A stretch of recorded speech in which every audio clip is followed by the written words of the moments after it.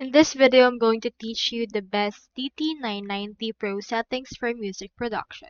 To do that, first choose the right version and gear. So 250 ohms is ideal for studio use with the audio interface, while 80 ohms or 32 ohms version are easier to drive directly from laptops or phones but can be less precise.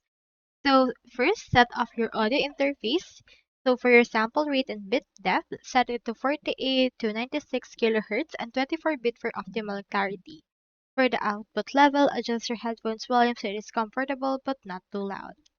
Next, understand your DT990 sound profile. So for the open back design, it's wide, airy stereo field, great for mix placement and depth. Next, you can also use the bright treble and precise mids that helps you catch details but can feel fatiguing. For the slightly lean bass, you can choose a non-boosted and consumer headphones. Now, for the general correction idea, low bass or below 100 Hz is good for slight boost to match reference curves, while high treble for 6 to 12 kHz or small reduction to tame brightness. So that's all there is today, and I hope this video successfully helped you out.